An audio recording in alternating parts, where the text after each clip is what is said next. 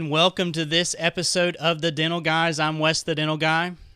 And I'm John, the Dental Guy, and we are here once again, kind of continuing our coverage of this crazy time.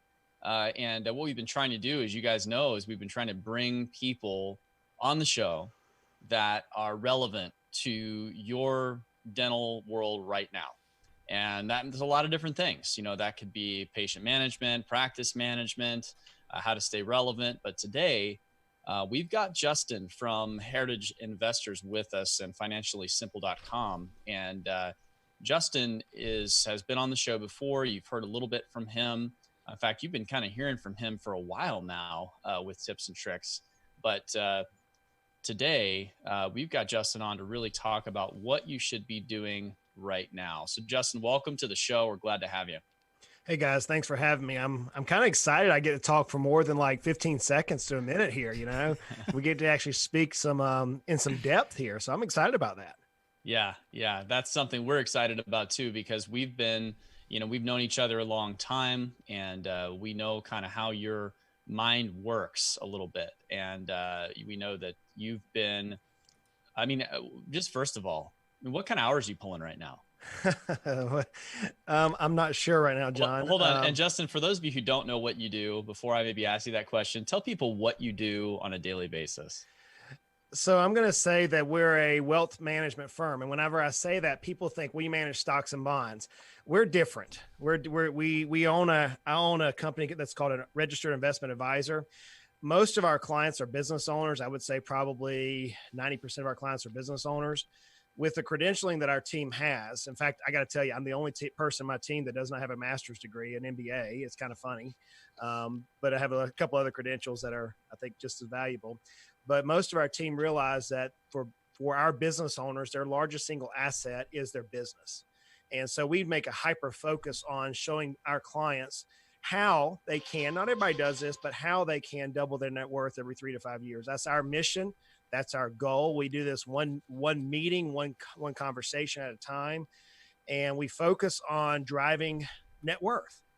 And we use the business oftentimes. So even though we consider ourselves a wealth management firm, that's what we're coded under, and we do manage a lot of money for people.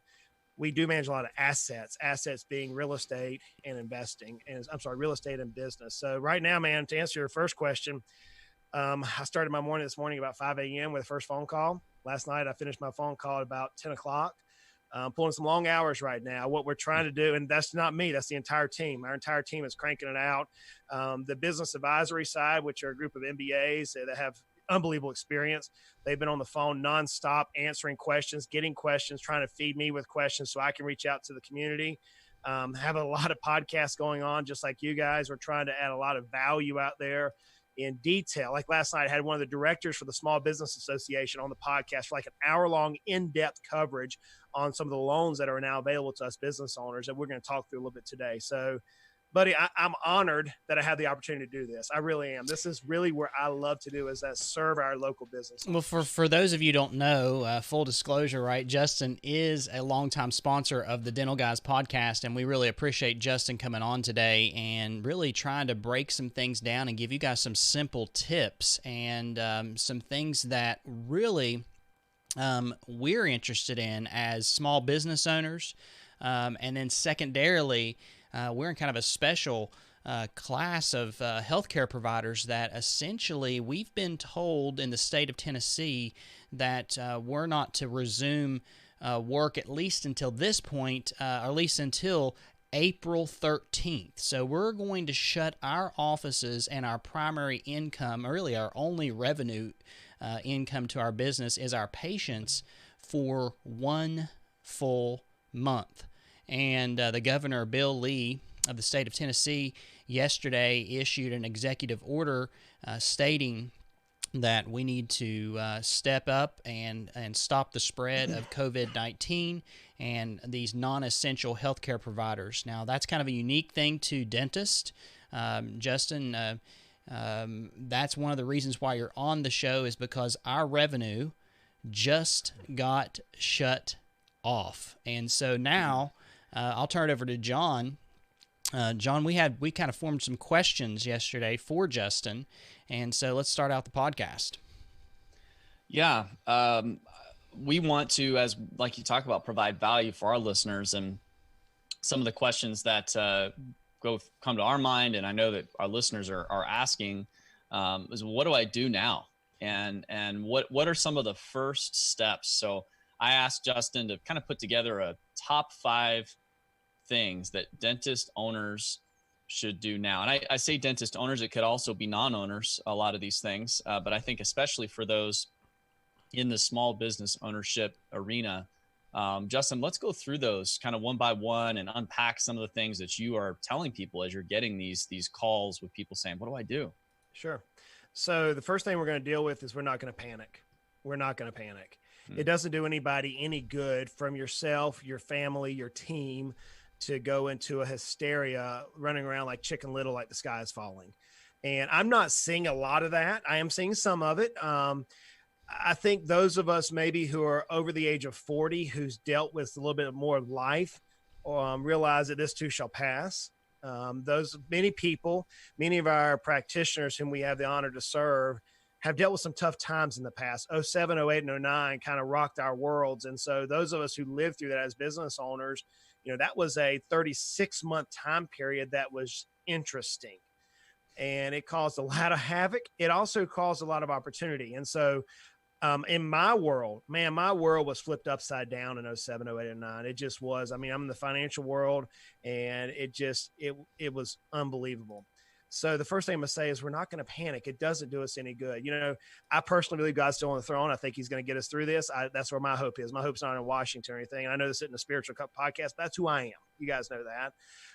So I believe that all things work together for good. I really do. I believe that anytime we're positioned with a challenge like we are right now, that there's unbelievable opportunities to those who keep a sane mind and to those who are viewing and looking for those opportunities. I made a quote yesterday quoting the philosopher Olaf from Frozen too, right? So I don't ever watch TV, and my kids are watching this thing Frozen, and Olaf, the little snowman, makes a statement on part 2 of that show, and they're running through this forest and it's all foggy and they can't figure out where to go. And Olaf makes this profound statement, so much so when I heard it, I said, y'all stop it, rewind it. And it just was amazing. It was like, just profound to me. He said, when you don't know which way to go, the only thing to do is the next right thing. And so right now, the fun thing I want to focus on for us business owners, for you who've never dealt with this situation before, is don't panic. Don't panic. Life's too short. At the end of the day, we have our families, we have our faith, we have food, we have shelter, and we have what we need in life. And this too shall pass. You say, well, Justin, how can you be so positive? How can you be so inspiring at this point, knowing that we're not going to get paid? Most of us in business have been preparing for this. And I also know that few people have not prepared for this. I heard we had one of our colleagues on the podcast, Financially Simple podcast, and he made this statement. He said, every one of us are going to face something in this. Some of us are going to get beat up pretty bad. Some of us are. It's the reality of the situation. Some of us are going to come out of this thing crawling. Some of us are going to come out of this thing limping. None of us are going to come out of this thing unscathed. It's just not going to happen. But we're all going to come out of this. We are. So the first thing I'm going to say, and the 5 things that dentists should need to know right now, is don't panic. What are some of the things that would define panic? What are some of the things that people are calling you and you're saying, whoa, that's too fast, or that's a panic decision. Don't do that. Yeah, that's a good question, John. So I've had conversations where, we had a really good podcast on Financially Simple with Chris Mahan. I know he's a regular on your show and an advisor to you guys. That's had over 300,000 downloads. It's pretty amazing to see how many people have tuned into that. And they took a little piece of information. People are taking little pieces of oftentimes incorrect information and running 1,000 miles an hour at something. So, for example, I had an individual who was not a client of mine reach out to us after the podcast, and he said, Justin, I've already canceled all my credit cards. And just started going. I've already canceled my credit cards. I've already paid off all my debts. I've got all the cash out of the bank. It's like apocalyptic type fear. And I'm like, time out, dude. Your movements that you just made could actually end up harming you greater than just being calm at this point. I've had people that instantly went into layoff mode, which may or may not have some problems now with some of the legislation that's coming out that I know we're going to talk through. So I think right now, the way that we don't panic is we take we first educate ourselves, which is what you guys are providing a service to. And then we take every day and we make the best decision with the full of information that we have on that day. You know, a long time ago, I learned this in negotiating. You get as much information as you can, all the information you can. And Dennis, you guys are so good at researching. You like research out to the hilt. Sometimes it drives me crazy how much you want to research, but you know how to research. Get as much information as you can, but then you often miss one thing. You're supposed to delay any decision to the last possible moment. Mm-hmm. So whenever you're dealing with crisis, which is where we're at right now, educate yourself, listen to John and Wes and the people that they're bringing on the shows and others within the community that I've also heard. Listen to that information, gather it, internalize it, ask questions about it. Questioning is not panicking, but then delay decisions until the very last moment possible. And that is how you get through a crisis without panicking. Okay. So what next? After we calm ourselves down and take a deep breath, don't panic, what comes next? You ever heard the statement, brother, cash is king? It could not be truer. Could not be truer than right now. Cash is king. So let me explain what I mean by that particular statement. We have been positioning our clients through that we have the honor to serve, to have lines of credits, to hold large amounts of cash. We call it dry powder. Hold cash back more so than an emergency fund. You guys have heard me through my tips on on the Dental Guys podcast, that we want our clients to have 3 months worth of at home emergency funds, so 3 months worth of expenses at home and 3 months worth of expenses at work, which oftentimes could be $200,000 in some practitioners' lives. And we've been challenged oftentimes that that's just too much cash. It's not working for me. It is. And now you're seeing it work.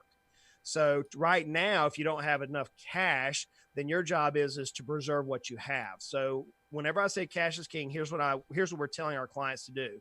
Again, this is not a carte blanche recommendation, friends. I have to say that. This is educational purposes. I hope you have your own team. If you don't, feel free to reach out to us. We can help you. We know that. But here's the information we're telling our clients.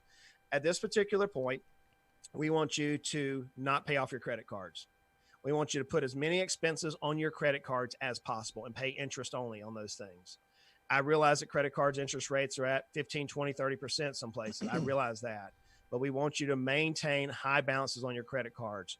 We want you to use your lines of credit with your business and with your home. So if you have a home equity line of credit or a line of credit with your business, we want you to use that to live on for the next little bit. We do not want you spending cash. You're like, well, Justin, that makes no sense. Why would you not want me spending cash? Don't you realize my interest rate is X? I understand the interest rates. Wes, you made the statement, man. You said we're now closed down for a month. What happens if this is 2 months? What happens if this is 3? Heaven forbid. But what happens if it's for 3 months? The one thing that we have to focus on in crisis mode is being able to take care of those that rely on us to take care of them. Your employees will be taken care of because that you paid into the unemployment situation, and they are responsible for themselves at some point. And I understand we'll come to the employees in a little bit, but I want you to think about when you get on the airplane, next time we get on the airplane. In fact, I'm supposed to fly this Friday. I'm a little concerned about that. But anyways, whenever we get on the airplane, the stewardess is going to tell us, or the flight attendant is going to tell us that put our mask on ourselves before we help our children. At this point, the same thing with cash, guys. You want to have enough cash that if this thing drags on, that you can pay your house payment if it's not able to be deferred. You can provide food for your family, provide water for your family, just the basic life situation. So I'm going to tell you right now, I want you to hold as much cash as possible. That's the goal with number 2. Now that one makes sense, right? I think everybody kind of gets that. And like you say, now, if you don't have a line of credit, Justin, I mean, can you get one at this point? Is that still doable? I know there's been all kinds of talk about that. Is that something that people should be going out and getting if they don't have it? I'm going to tell you to go apply for a line of credit before you apply for a credit card. If you apply for a line of credit, it's not going to hurt us with some of the SBA lending that we're going to talk about in a little bit. A credit card could perhaps cause us some problems, according to one of the directors of the SBA I interviewed last night. So if you don't have a line of credit, you can, if your financials are up to date and your business is reasonable and you've got a great relationship, you can get a line of credit. I just had somebody yesterday secure one. So they are available. Are they available to everybody? I think it's a case-by-case situation, John. One of the things that I do know is available to everybody right now is credit cards. However, I've got to caution you not to run out and open a lot of credit cards right now with what we're going to talk about on some of the SBA lending here in just a few minutes. Okay. So we're not panicking. Cash is king. What's next? Because this is good. I feel like this is a very systematic way of looking at things. So systematically, whenever I'm looking at a client's life, I always start with cash flow, which is what we're talking about. How are we going to pay ourselves? We're using cash at this point. The next thing I look at systematically in my mind, and you guys are going to recognize this as now we're walking through this, just the way how I operate, is we're now going to figure out how we're going to cut our expenses. Unfortunately, for the majority of dentists out there, the expenses end up being debt. What we're feeling in our persons right now is as late as February 19th, we were cruising at an altitude at supersonic rates. If we're using an airplane analogy, I mean, we were cruising. We had more patients than we can handle. We didn't have to market. We were hiring people. We were buying equipment. We were trying to figure out how we were going to make ourselves more efficient. And then all of a sudden the plane got shut out of the air, and here we are on the ground now, right? Less than 3 weeks later. So what we're feeling now is the contraction, that major contraction. And it's not just dentists, by the way, it's globally. Marco Rubio made the statement last night that there were 30 million business owners in the United States. We're dealing with a particular subsect that has gotten hit and hammered almost as bad as my world, guys. Almost, not quite. Almost as bad as my world as at this point. So the financial world, we got crucified long before you guys dealt with it. And we're ahead of you by about a month. But you're next. The dental and the entrepreneur doctor that deal with that close contact because of this particular situation is next. So what do we look at third is the debt position. Debt is your number one adversary. So I often teach to our clients that you have three things which rob your wealth. Taxes. If we learn the tax code is the greatest wealth creation tool, that's not an issue today with what we're dealing with. Interest is what we're dealing with right now. The pure amount of cash flow that we're having to pay to our debts is what is concerning to us. So how do we deal with it? Well, we talked about this before, but if you haven't done so already, reach out to your banker. They are not your enemy at this point. Your banker is there as an advocate to help you and say, hey, look, hey, look, banker, I need some help. We have no patience. We're mandatory close down like we talked about here in Tennessee. We have no patience. Can you put my practice note? Can you put my building note? Can you put my home mortgage into forbearance? And what I have heard consistently from our clients is yes. We're moving things into no payments for 3 months. We're moving. Some people are getting 0% interest. 0% interest. Some people they're paying interest only. Some people have 6-month time frames. So if you haven't already reached out to your banker, do so now. The second thing is look at your debt in terms of student loans. I know there's a lot of younger practitioners who still have student loan debt. The government is forbearing those. They're moving those, pushing them back. Reach out to your student loan companies at this point and say, hey, look, we need to put our loans in forbearance. There's even positions right now where auto loans, depending on your institution, you can actually forbear your auto loans at this point. I'm seeing that happen. So you say, hey, I just bought a brand new Lexus Land Rover, whatever, or Land Rover with two different things, Land Rover, whatever. And I've got this $1,200 a month payment. You may be able to push that back into forbearance. It's all on a case-by-case basis. So right now, I want you to look at your debt in a position to talking to your lenders, but not only in the sense of how do I not make the payment, but I also want you to start thinking about some opportunities that are going to come about. We don't want to get behind our payments because that's going to hurt us on some of our lending opportunities. But I would like for you to go ahead and pull all your loan documents out. I would like for you to go ahead and pull your financial statements, make sure they're up to date, and let's start preparing for additional debt. Not additional debt in this terms of we're going to go out and take out more debt, but we're going to refinance things. We're starting to see some information come about from the SBA. We're going to talk to that in just a few minutes, but we're starting to see some information from the SBA that we perhaps are going to experience some of the loosest lending we've ever seen in our history of our country. And I'm of the position that debt is not bad. I don't believe debt is an enemy. I don't believe it's evil. I think it's a tool, just like cash is, just like our real estate, just like our businesses are. And we want to make sure that we're positioning ourselves now to capture and grab hold of that tool here as soon as next week to utilize that for our business. So the third thing, John, is take a hard look at your debt, forbear it, and then start positioning for a refinance or perhaps even additional debt. And I think both Wes and I can speak to that, right? I mean, we've actually done it. We've talked to the bank And as you said, I mean, it's no problem. You know, they're ready. They're actually kind of expecting the call, you know, and immediately had no problem with restructuring things. And equipment loans, it was the same thing. You know, I talked to equipment loan company or banking company, you know, that was a different bank from my my primary one. And, you know, everybody's expecting this. But I did not realize that it was even to the point of,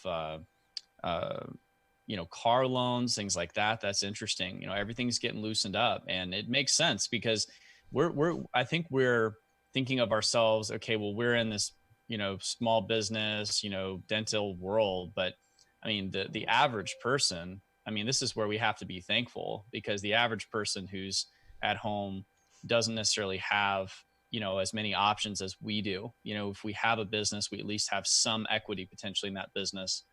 And many people don't even have that. So no wonder that all of these things are opening up. And there's even discussion about student loan debt forgiveness going on, like $10,000 worth of loan forgiveness. We can talk about that more later. But, you know, this bill that's coming out, which I know I'm anxious to hear your thoughts on later. I mean, there's some things here that are just kind of little hidden gems that are just starting to become, I mean, this is a major restructuring of the way we think about debt. So I'm very interested. And Wes, you had no problem either, right, with your banking situation? I mean, it was no issue. Yeah, I called them up, and immediately they said that, you know, we need to go into a situation where no payments for as long, you know, as possible. And he said, you know, immediately, you know, here's 60 days. And which I was like, man, that's awesome. So sign the papers, and you just deferred payments on some of the largest capital outlay that you have in your practice. One of the things that's unique to me, or compared to John, is, you know, I have a landlord. John, you have a building with a, you know, with that payment, and my payment is to a landlord. So Justin, maybe the things you could talk a little bit about there is, what are you seeing as far as landlords and what they're actually doing? Yeah, so we've actually had a couple of clients call their landlords, and about half and half as of today have made some adjustments. So here's what I'm proposing that you do if you do not own your own building. And if you own your own building, obviously you speak to the note holder. If you're renting a place, Wes, as you're talking about, you reach out to your landlord and say, hey, look, we have no revenue. I cannot pay you. I'm sorry. And you have to understand from an empathetic standpoint of what they're dealing with. They have a note perhaps that they're trying to forbear at the same time. And so you say, look, I know I owe you $12,000 this month. I know I owe you $12,000, whatever the rental rate is. What I'd like to do is I'd like to not pay it this month, maybe not next month. Whenever we get turned around, I would like to catch up my payments over the next 12 months. So let's make the assumption for mathematical, for ease of our minds early in the morning, like we are. If you owe $1,000, if you owe $12,000 per month and we forbear 1 month, then for the next year, you're going to add an extra $1,000 to your rent payment. I've had several clients whose landlord says, that is great. Would you write that in an email for me? And thereby, depending on which state you're in, solidifying some sort of a contract for the landlord. And they've been very amenable to that. Again, friends, most people, especially business owners, and landlords are often business owners, they realize the angst that especially dentists are dealing with. And as a community, as a whole, as business owners, I think we're all coming together to say, hey, we're holding hands. We're going to get through this. Yep. Okay. So this is good. So we've got those first three. What's next, Justin? You know, one of the things we're asking our clients to do is to use your time wisely. Many times your hands are in people's mouths and you're relying on your team. And I know you have awesome teams. One of the things that we practice with our clients is strategic planning. Strategic planning is basically, for simplicity today, and we talked about this through the tips on the Dental Guys show over the last year about, is you're trying to identify those 3 key positions that makes your practice itself and can make it better. So think about the rock analogy that we've all heard. You're going to start off with big rocks first and put them in a jar. So I'd like for you to identify at this particular point 3 things that your practice needs. Now, I realize right now you're in a bit of a crisis, but I want to take your mind back to where it was in February. whenever you were running around like a chicken with your head cut off, trying to stay in focus, and I don't have time to deal with strategic planning. Now you do. So I want you to put your mind back in what it was in February. You can do this and identify those 3 big things that you want to accomplish. Maybe it is, I wanted to develop a strategic marketing plan that's holistic, that drives my top 10% patient to us and not identifying the bottom 90% of the patients. Maybe it's that. Maybe it is, I want to create a new system within our practice to where I'm now going to do IV sedation. Whatever it is that you want to accomplish back in February, I want you to identify 3 of those. And those are what we call the objectives. The next thing we're going to look at is how can we accomplish those objectives? And so those are called our tactics. So if we want to use marketing, we're going to say, how are we going to do that? Well, you may have to hire a firm. That's a tactic to accomplish that objective. It may be, I need to identify my persona for the clientele. It may be that you need to do customer segmentation. So as you're going through those, once you know your objective, then you have your tactic. Ultimately, you're trying to identify who in your practice and when in your practice can we accomplish these objectives. So I want you to boil each one of those 3 big rocks down to 3 tactics, and then finally each tactic down to 3 action steps. So it's almost like an old diagram in school that has 1 line, then 3 lines, and each one of those lines have 3. So at the end of it, you have 9 actions, specific actions for each of your objectives. Right now, guys, there's no better time. You have the time, you have the intellect. Now it's just a matter of over the next few weeks, months, working with your planning team and making your systems of your practice stronger than ever before. And if you focus on your systems, then your practice will accelerate. One of my credentials that I have is what's called a certified value growth advisor. And the idea behind it is I can value a practice. I know the valuation that somebody's going to be willing to pay for it, but there's 256 points underneath the valuation, which cause the value to increase. And so right now, if you're working with your team, you can say, hey, look, help me increase the value of my practice. I realize that right now it feels like it's decimated, but by making that practice holistic and focusing on value, your practice will actually produce more top line revenue, but more importantly, it'll produce more marginal revenue. It's a word called throughput.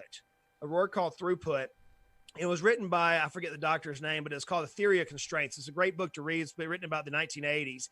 And what you're trying to figure out ultimately as you're working on systems is how you can move a patient from the time they say, yes, I want to work with you, to recare as efficient with the least amount of touches as possible. And in doing so, your margin increases. Mm-hmm. So right now, friends, you've got the time. You've got the ability. You say, Justin, I don't know how to do that. Then you need to hire somebody who does. You say, who do I hire? Well, there's a lot of business advisors out there. As one of our firms, there's a lot of people who can help you. So right now, my 4th point is work on your practice systems. That's where you need to focus right now. And it seems like, what we're really saying here is that be ready to go. I mean, is that kind of what you're leading us toward? Yes and no, John. So we're going to go. We just don't know when. Okay. We know that. I want to take us back to the fundamentals. I want to dive it back even further. I wish I could. It's kind of like in the dental world. And I always try to do this, and everybody laughs at when I try to compare what I do with the world you guys operate in. But imagine if you told somebody, "Hey, look, for the next month, you don't have to brush your teeth or floss." What would that lead to? Well, if you're going to sit at home and not work on your business, in effect, you're not brushing your teeth and you're flossing for 30 days. And so what I want you to focus on is not only brushing your teeth or flossing, but learn how to brush your teeth the way the dentist wants you to brush your teeth, and then implement it in your system. But not only implement your systems, be prepared to teach your kids and your wife how to brush their teeth properly, right? So in the business world, what I'm referring to, John, is not startup. That's going to come. We're going to figure out how to do that. And I think that's going to be dictated by legislation. I think it's going to be dictated by some of the lending. What I'm more interested in is how can we make your practice more efficient? How can we squeeze more blood out of that turnip, so to speak, right? The only way that is possible to do that is to identify the 8 core elements. And here's a quick teaching point. We've been covering this on the tips. You have in any business, it doesn't matter the business, friends. You have planning that you have to do. You have leadership that is required. You have sales and marketing. You have the HR department. We call it people. Operations is where you're often really good at. That's how you take care of your team. There's a lot of consultants out there that we all can name the names that know how to focus on operations. But then you've got finance and legal. So there's 8 key areas of business. And in each of those 8 areas, there ends up being 256 points of reference that drive up those 8 key areas. So right now, if you're saying, well, Justin, I don't have a marketing plan, now's the time to start working on a marketing plan. You have nothing else to do. Let's focus on it. If you say, Justin, I have a lot of turnover in my practice. Well, that's the people area. Now's the time that becomes a priority for you. You say, Justin, I don't have my financials finished up from December of last year. You're in trouble if that's the case. So let's work on our financials at this point. So what I'm more focused on, John, is the underlying elements of our practices. What can we do to drive the value? What can we do to make those 8 key areas stable and efficient? Okay. Man, that's good stuff. It is really good. We got a lot of work to do, I think. And I agree with you. I mean, I've been thinking about this a lot of what, especially if you're paying people, even if you're not, but we'll get to that in a little bit, but if you are paying people, during this time, I mean, it's a perfect time to put them to work on the business rather than in the business. And I think that that's something that we don't do enough in our world in dentistry because we're so focused, like you said, on the operations. So what's next, Justin? Before we go on to that, right? I think that there's kind of a sub point here, right? Because let's say, Justin, that a lot of our listeners are maybe an associate, right? And they don't have ownership. Like we're talking about true ownership right now and some things that you would advise them. What would you say to the associate or someone that's graduating dental school, right? Because I'm sure there's going to be some interesting things happen here in May, June with graduation. Some people have already signed up and, maybe are moving or traveling to a different location right now. Maybe they just accepted a new job. What would you say to the associate in different phases, whether they're currently working or whether they're going to be graduating and moving into associateship? What would you say to them? So let's take the associate who's currently working and let's bust them up for just illustration purposes. Let's say that the associate that's currently working has a desire or is on track to become an owner in the practice. Let's make that first assumption. If you have a desire to be an owner or you're on a track to be an owner, now's the time for you to become an apprentice. Now's the time for you to work with that business owner, whoever they may be, and learn the systems and add value, by the way, free of charge. Now's the time for you to actually invest in your education of that practice and learn as much as you can. The practice owner, especially those who've been there for 5, 6, 7 years, they have an unbelievable knowledge level that candidly, and I know all of us experience it. When I say this, you're going to say, yeah, that's right. We have so much stuff in our head that if we just pause ourselves, it just pours out and it's like, oh yeah, that's old information. But to someone who's never heard it before, it's revolutionary information. So if you're on track to become an owner in your practice or want to be an owner in the practice, then now's the time for you to put yourself in an apprentice position, not as a practitioner, but as a business apprentice. If you say, Justin, that's not me, I don't want to be an owner of my business. Great. Right now, as you can self-educate, I can list a great number of books. I'm thinking about Andrew Carnegie's How to Win Friends and Influence People. Take a course on sales, on how to sell yourself, how to use proper language so that you can produce more whenever you come back to work, so you can help more patients. So if you say, Justin, I don't want to be a business owner, but I do love being a dentist, then now's the time to invest in yourself. Now's the time to take a course. Now's the time to learn something that can make you a better dentist, not as a technician, friends. You guys are so well trained on technical skills. What we're often missing because of your personality profiles are those soft people skills. So if you don't want to be an owner, learn how to sell something. Take a sales course, read a sales book at this point. And practice, learn the art of communication at this particular point. Learn how to sell the intangible. Maybe you're that individual who just came out of school and you're like, holy Batman, Justin, this has hit me hard. Right now you cannot practice your clinical skills. You can read up on it. You can study some things, but I'm going to challenge you to do the same thing. One of the things I've learned years ago is that no matter what happens in life, no one can take from us our knowledge. And knowledge is power. The more that you invest in your mind and create a rounded mind for your particular business, the more powerful you'll be as an operator in that business. And if your business says, I'm not going to be the owner of the business, I'm going to be a really good employee who knows how to do bread and butter dentistry. Great. That is your business. Learn how to communicate that, learn how to speak it, learn everything about it so that whenever that patient lays down and you know what's in their best interest and they're a little hesitant, that you're able to show them the power that your service can offer them. So Wes, I think at this particular point, my challenge would be is get out of the dentistry section for a little bit. Use the next 30 days to learn those things, which often you're not focused on, those soft skills, those business skills, those communicative skills, things of that nature.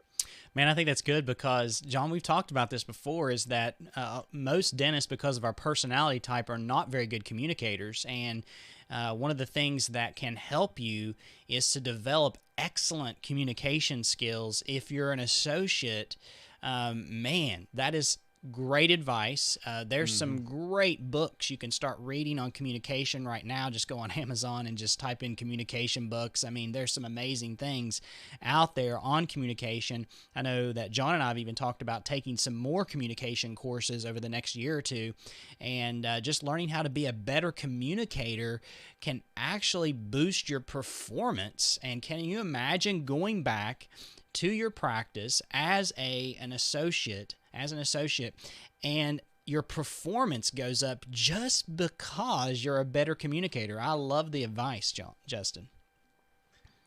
So let's deal with the fifth thing here. Many of us are thinking about this now. How are we going to start this machine back up? You know, you're shutting it down for a month. Guys, it's not just going to come back up and running. That's a good point. You know, let's make the assumption here, just because we have a time frame. Wes, I think you said it was April 13th. Is that what you said? In the state of Tennessee, it's April 13th. In some states, it's May. So anywhere between April and May. Okay, so let's and we've even got a couple that are out into June, I think. So yeah, it could be 3 months. I mean, possibly in some places. Let's use April 13th. And we all know that things could change rapidly tomorrow. As fast as they put that moratorium on us, they could lift it right off. And all these dates could be, hey, go back to work tomorrow. So I think one of the things that we want to do is plan for the worst, hope for the best. Okay.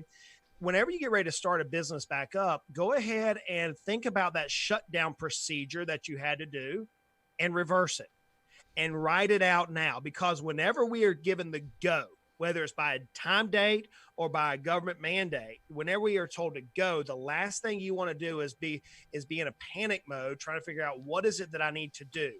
It may be to where, you know, I just can only imagine, just talking with the dentist, that you're probably going to be on the phones communicating and scheduling far before you ever see the first patient. What script is your team going to use?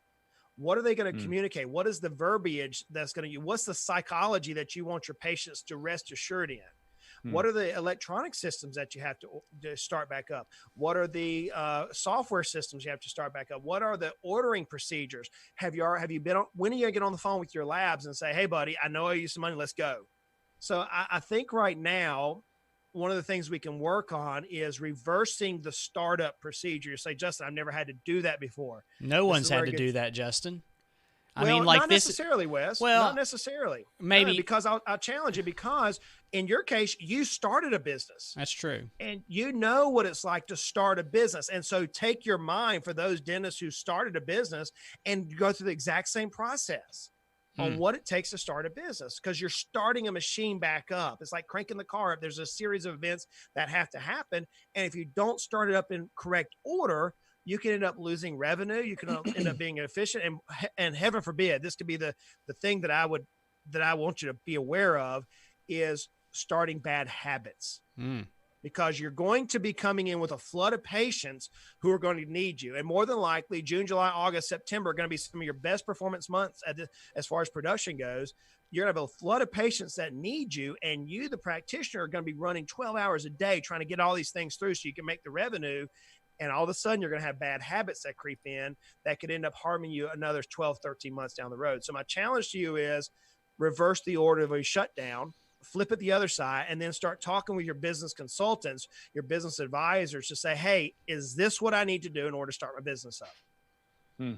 That's good. That's good. I think that's going to be uncharted water, like you say, for most of us, where we've never had to focus that way before, and knowing, how quickly do we ramp back up? What do we ramp back up first, second, third? And John, let me ask you this question, right? Okay, so I started from scratch, right? 0 patients. You didn't really start from scratch, right? Right. Now you're not starting bought a practice. You bought a practice. So, I mean, like, I think the thing here is preparation, right? If we're not preparing, right, then you're behind the 8 ball already, right? Yeah. You're behind the 8 ball.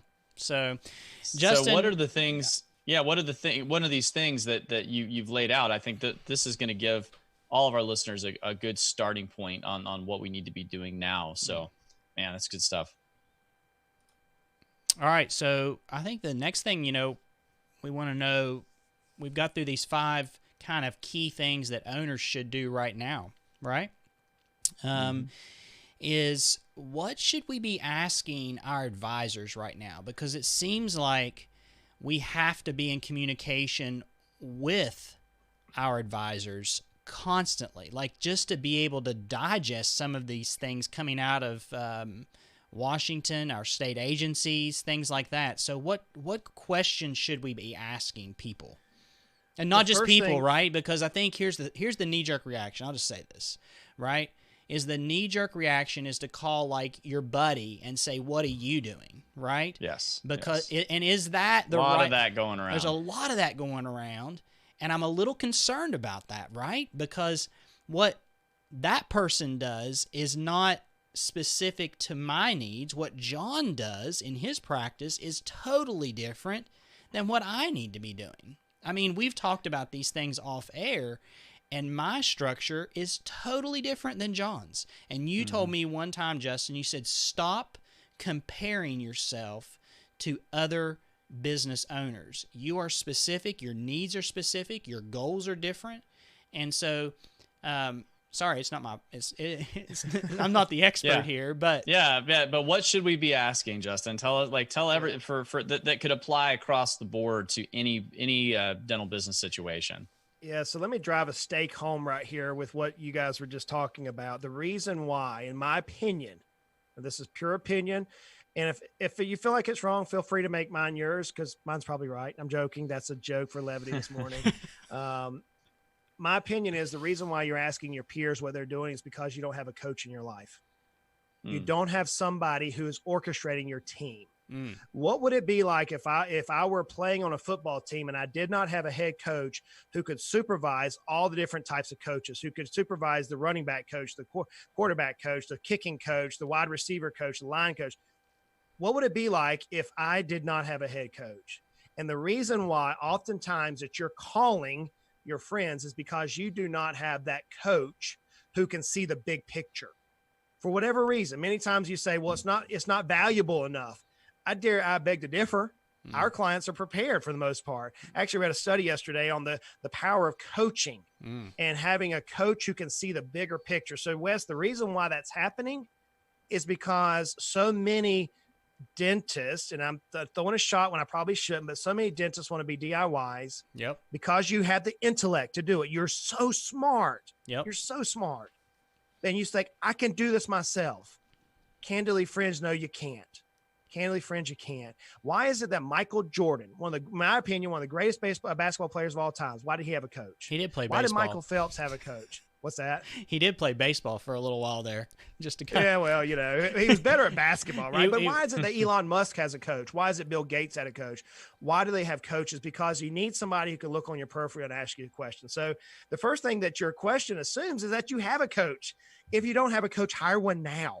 Okay. They're out there and they can look at your life holistically and help you drive. So here's what I would ask. If I had clients who were saying, Justin, what questions should I ask you now? Here's what they are. Number one, are my financials up to date? That is, to me, is more paramount than anything right now. Here's why. Your financials, being your profit and loss statements, your balance sheets, need to be up to date as of like the end of February and just a few days the end of March. They're going to become vital in the next little bit with some of the loans that we're dealing with. Your bank's going to need a financial. Some of these, they'll move it without financials, but you're going to need your financials up to date. You're going to need the numbers as of pre-coronavirus, and you're going to need the numbers from coronavirus onset to present. We have to show the before and we have to show the after. I still have clients who I've been begging them to fire their CPAs, and we probably will now because of this issue, that they just aren't doing. It's not a priority. One of the things that I preach is that you should have your financials in your possession by the 15th of every month for the following month. That gives you a clear indication of where you just finished. So the first thing I'm going to ask you, the first question I wish somebody would ask me is, Justin, are my financials up to date? Because they're going to be valuable. Another question that I wish somebody would ask me, the questions that you should be asking your advisors is, should I lay my team off? Should I lay my team off? And that goes to a heartfelt concern. I read something on Twitter that, I got to be honest with you guys, it ticked me off. I was reading through, I have my Twitter set up as my news feed. I do a lot of writing for national publications. And I like to read what my colleagues are writing. And I like to see what the trends are. And this troll got on my Twitter feed, and they made this comment. They said, I'm sick of you business owners only thinking of yourself. And I went through this little rant, and I looked at that. I looked at my wife. It was late at night when I read that. I said, Emily, that's not what I'm experiencing. I'm experiencing an angst, a really heartfelt tear between the business owners and what do they do with their team members. And so one of the questions that I would ask you to ask your advisors before you make a decision is, should you lay them off? Now, today's answer will probably be different than tomorrow's answer, just based on legislation that we're dealing with and some of the ways that we're reading that. Some of you have already gone out and laid your employees off, and we'll have to deal with on how to pull all that back depending on the legislation that may pass today. One of the questions is how do you subsidize your team? Instead of listening to peers. Wes, you made a good point there. I want to deal with one word. It's called microeconomics. What takes place in Knoxville, Tennessee, where Wes Mullins is totally different than Rogersville, Tennessee, where John Rogers is, or Greenville, Tennessee, where John is. Sorry, I said Rogersville. Greenville, Tennessee. Hope you're not in Rogersville. There's really nothing up there, John. Yeah, that'd be awesome if I was, though. Like, I could own the place. There's nothing there in Rogersville. I've hunted there before. But no, it's two different economics. And so instead of listening to your colleagues who may be in a different state or even in the same state with totally different demographics, Knoxville is different than Nashville. Knoxville is different than Chattanooga. Atlanta is different than Charlotte. North Minnesota is far different than South Texas. We've got clients all around the country. And instead of listening to your friends, talk to your team, talk to your advisors about this. Should you subsidize people? Should you lay people off? Should you create higher backs? And then finally, I'd like for you to have a conversation now with your insurance agent. Go ahead and have a conversation. You know, about a week and a half ago, it was too premature. People were already calling their insurance agent, so much so I brought in a colleague onto the team, onto the air to talk about on our systems. Now's when I want you to talk to your insurance agent.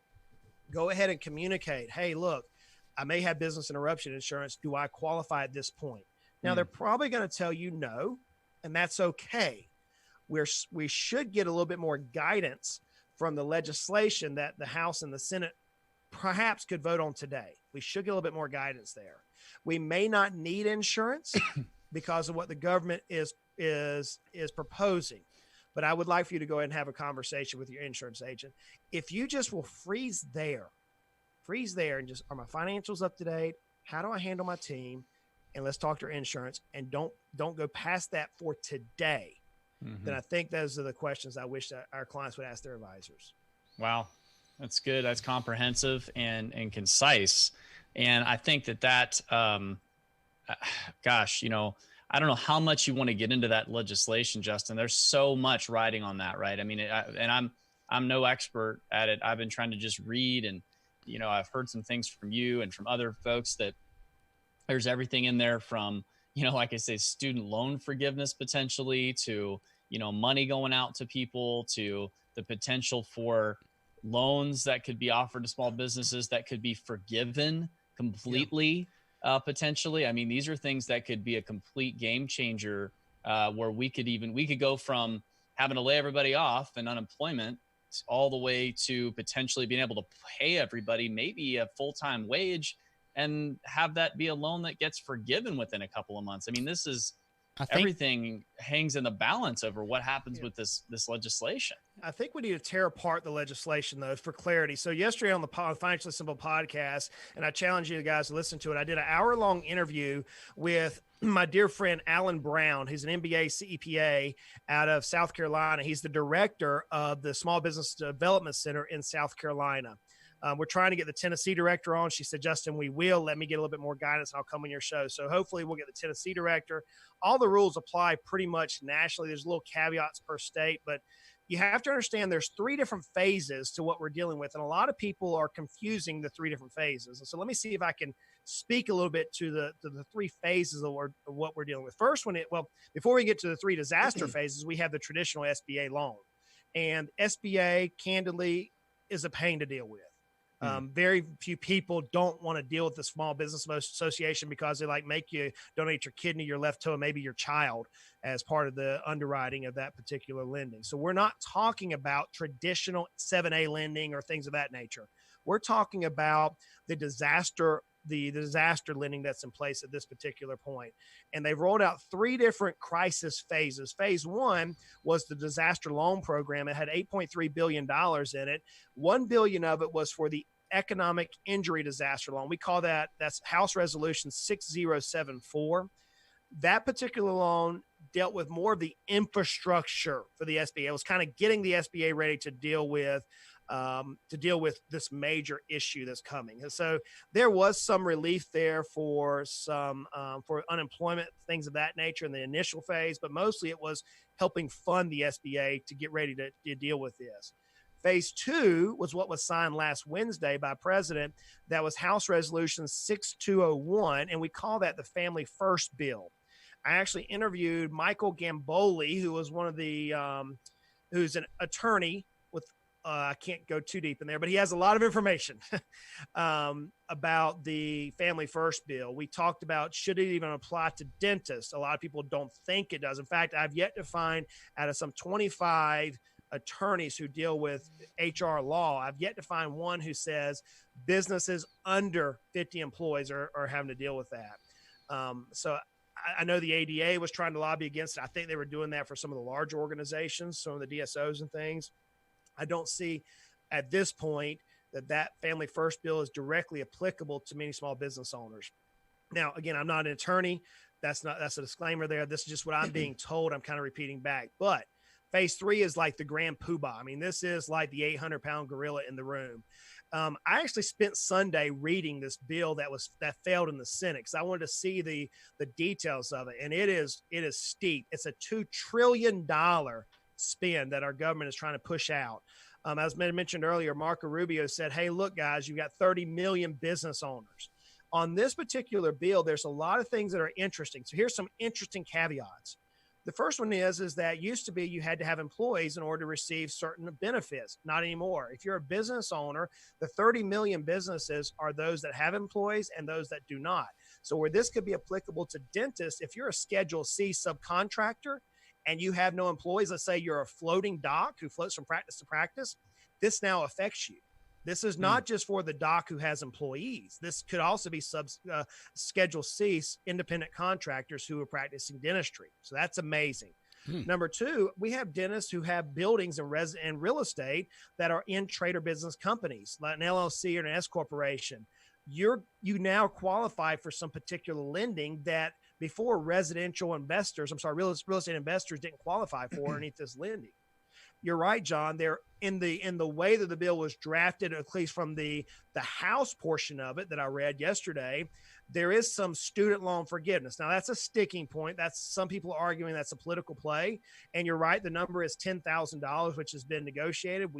I haven't seen the current version. I don't know if that's going to stay or not. It could. I'm also seeing inside the bill, and I'm talking with the director of the SBA program, that some of these SBA loans could be as long as 30 years in duration at interest rates in the 2 to 3% range.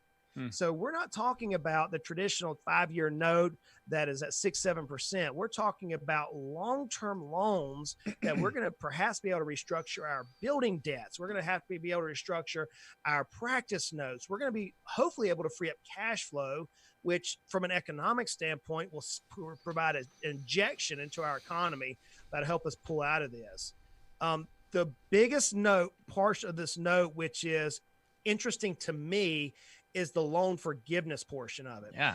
And there's some interesting things inside there. Now, I've read two different versions of this. Again, I don't know what's going to pass.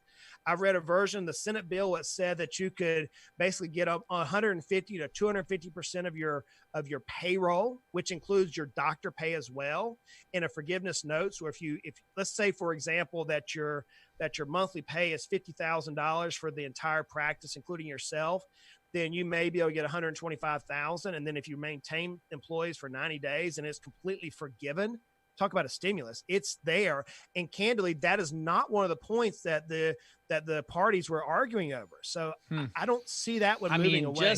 You just pause for a second. I knew you were getting ready to, John. It's hilarious. I mean, because when I heard this from it, and you know, this is right. Like, I heard it from a friend, right? Because that is how it started for me. You know, a friend of mine who is involved in a corporation that I know. He told me, because they've got lawyers at their corporation that are looking at this stuff, and he said, "Hey, man, have you heard about this?" And I said, "Come on, that's crazy. That's crazy." And then I talked to a couple people, including Justin, and yeah, it looks like this is a possibility. That could be a game changer. And that could be a total, but that only applies if you keep the employees, and there's a lot of things that we still don't know, but gosh, that could be crazy. Well, where it's going to get interesting, John, is in the legislation that was on the House bill on Sunday. Again, I have no life. I read the whole stupid thing. Then it got voted down, okay? But what the legislation on Sunday said that we had to hire our teams back by April 1st. I got to tell you, I've watched politics for too long in my life. In fact, at one point I considered running for a politician. I was like, no, I don't want to do that. Okay. But I've watched politics for too long. I have to believe that if they vote a bill today, that they're not going to hold that April 1st hire date. I just have to believe. Now, again, I haven't seen the final legislation, but there is inside the ruling, it said that if you hired your team back, they were eligible for that loan that would be forgiven. And that is a huge stimulus. I mean, man, it could be amazing. Now, here's where it gets even trickier. Okay. And this is why your financials are imperative right now. I was talking with him with the SBA director, and he said, Justin, in many different areas, and we were talking specifically about the financial world and about the entrepreneurial doctor world. He said, Justin, it may take you 6 months to get back to normal. It's not going to happen like the minute we say, okay, give us a loan, let's go back to work. It may take us 6 months. Now, I imagine dentistry will come back on a little faster than the economy, which is the way I get paid. But he was saying, Justin, what you want to look at is you want to cast out what's called normalization of your profit and loss statements. You want to cast out what you think the economic damage was to you and apply for about 20% more than that. You want to apply for more than what you think to get you back to whole. So he said, Justin, in your case, with the financial world, I want you to look out to October 31st and take what you think the economic damage has been since February 19th to October 31st, calculate it, be able to articulate it, and then be able to show it to the disaster fund for the SBA. And he goes, more than likely, you're going to get a larger portion than just, hey, I just want to protect my current employees. So my challenge to us at this point is we don't know 100% what the details are. I know what they're arguing about, and I get candidly from a political standpoint, I love to see our democracy at work right now. I know a lot of darts are being shattered amongst the Republicans and Democrats. I get it, but this is true democracy, and I genuinely believe with what I've read and what I've heard that they're doing their best to help the small business owners and ultimately help the employees in our economy. So at this point, I got to go back to make sure your financials up to date. They're going to be imperative here as soon as maybe next week. Well, and I think too, I mean, if there's one thing I'm hearing from this, I think Wes and I both, make sure you have a team here, because this stuff is not something, I don't care how smart you are, that you can navigate on your own. You know, if this does become reality, that we're talking about all of these programs and plans, and, you know, it's almost like if all of a sudden Congress passed a flat tax, right? Like what would happen in like the CPA world? It would be like they're learning just as much as anybody. They're going to have to figure this out, and they're going to have to interpret this for us. So you better have a good accounting team. You better have a good financial planning team, and you better be talking to these people now rather than later. Now, in the short time we had, because I know we took a lot of time on that, which was well worth it. The other thing people are asking, all of us are asking, is what do I do with my investments now? So I know we don't have a ton of time left, Justin, but can you give us some quick, just general advice? Because everybody's situation we know is different, but what are some things that you want people to be thinking about with their investments? Because people are definitely, very nervous right now. Yeah, so I've got to do the disclaimer first, friends. I have to do this because we are registered with the Securities and Exchange Commission, and registration does not mean that we received any type of notoriety or endorsement from the government. That's not the case. And we also understand that past performance, just because it happened in the past, is not indicative of future results, and any assertion to the contrary is a federal offense. So this is not recommendations for you particular. I'm going to tell you to speak specifically to your team. If you don't have a team, reach out to our office. We do this day in, day out, and we know how to work through these times. So that's my disclosure off the bat before I jump into your answers to your question, John. So here's what from general guidelines, let me set the stage. I mentioned earlier that the economy back in February was unbelievable. We were accelerating. I mean, the foot was on the gas. We were running at about a 3.5% annual GDP. This is not 2008, 2009, 2010. Go back to fundamentals of finance, supply demand. And I'm going to overly simplify this. I know if there's anybody who understands finance, you're going to say, Justin, you just butcher that. I'm doing that intentionally. My podcast is financially simple because I want to take these complex things and make them simple. So here's the bottom line is we have supply demand. Whenever you have more demand for the service, you have an economy that's going to grow. Whenever you have too much supply, so there's more supply than demand, you have an economy that's going to contract. Back in 07, 08, 09, we had more supply than we had demand. And so we could actually see, I can remember vivid conversations. I have them documented with clients where we were saying, hey, look, the storm clouds are out there. We can see the supply demand chain right now. Something's got to give. This is not going to go on forever. That is not the conversations we were having in February. Now we were saying, and I had some of these conversations. I say, we're priced a little high. Our PE ratio, price per earning ratios are higher than what they need to be. We need to make some adjustments. We had business owners. We were looking at their business and we were saying, man, you're having a stellar point. Don't go out and buy more capacity. Don't go out and buy more equipment right now. I think this is a short-term move. So we were looking at businesses, the dental practices, and we were looking at the overall economy saying, we're in good shape, but let's be cautious. Then all of a sudden, coronavirus hit. What we're dealing with right now is not 2007, 8, 9. It is not. Now, does it mean it's going to come back and spring like a rubber band right back into being? Who knows? In fact, if you guys have a crystal ball, if you have an extra one, I'd love to have it. I could really use it right now to tell you what the future holds. I don't know what it holds, but I can tell you this, that the stock market is on sale. The bond market, several positions, is on sale. Whenever we deal with money, we're dealing with balanced portfolios. We don't believe in individual stock investing. We just don't believe that. We believe that highly diversified, low-cost investing is what drives us. And ultimately, at the end of the day, for you practitioners, your business is your number one asset. And that's the asset that we want to grow. And candidly, that's the asset that our firm focuses on to help you double your net worth. That's our goal, is to double your net worth every 3 to 5 years. Is it always possible? No. But that's our goal, is to help you do that. So here's the advice we're giving several of our clients right now. Roth IRAs, if you want to put money into a Roth IRA, now's the time. You now have until July 15th, I think it is, based on some of the rulings. We had the extension. It's July 15th. I think we have some time to put money into the Roth IRAs at this point. You say, well, Justin, I don't have any cash. Maybe consider a conversion. We assume that our income is going to be lower this year than it was last year. And so if that's the case, we want to do a conversion on our IRAs perhaps and go to Roth IRAs right now. Not a bad time to do that. It's also not a bad time to set a new basis in your non-qualified assets. We had clients that, man, we put in X number of dollars back 4 or 5 years ago, and then it grew. And then all of a sudden now it's right back down to where it was 4 or 5 years ago. Reset the basis. I can sell through tax loss harvesting and get a higher basis in that account going forward. I'm also can gain some short-term losses and some long-term losses right now. And I can use those short-term and long-term losses to do tax loss harvesting later this year in portfolios. Not a bad move right now. You may want to consider dumping in your maximum contribution to your 401k. We've had several clients who said, hey, Justin, I think we're near the bottom. And again, I don't know the timing. This thing could go down to the 20%. I don't know. But we could be, tomorrow could be the turnaround day. We just don't know. So you may want to go ahead if you're cash flush and max out your contributions to your qualified plans. Another one that we're having to deal with right now is we use a lot of what's called cash balance plans. It allows our doctors to defer hundreds of thousands of dollars, which allows us to help them grow their net worth. And right now we're having to recast and recalculate the cash balance plans. There's a rule that says 1,000 hours in place. And so we're working with TPAs, third party administrators, to help us figure out, do we adjust those cash balance plans back?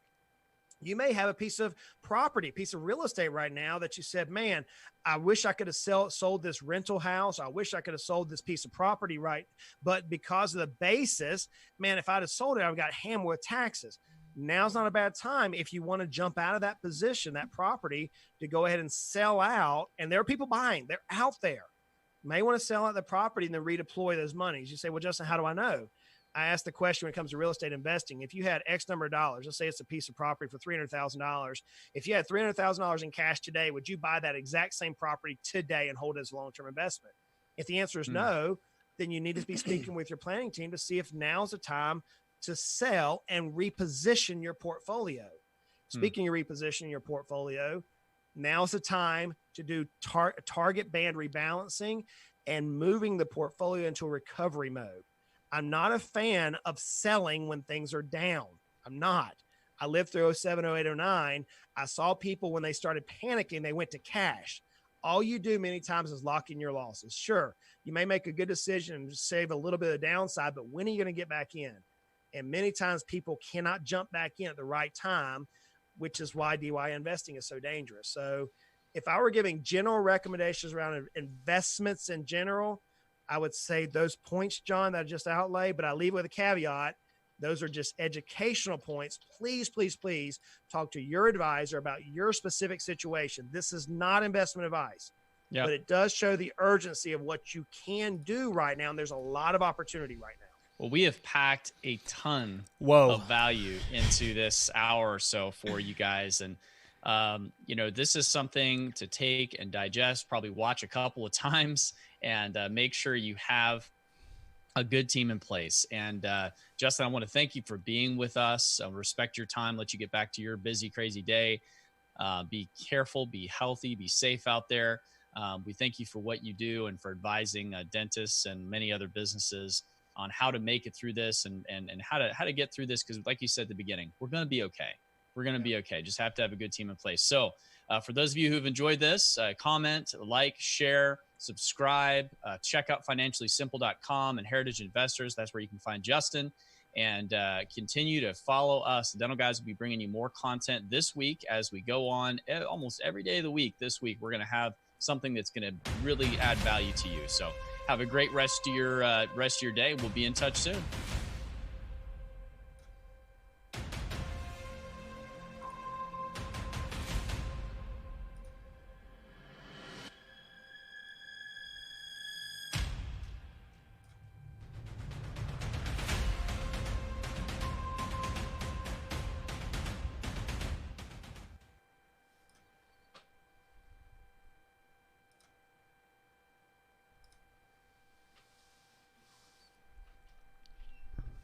All right, we're off.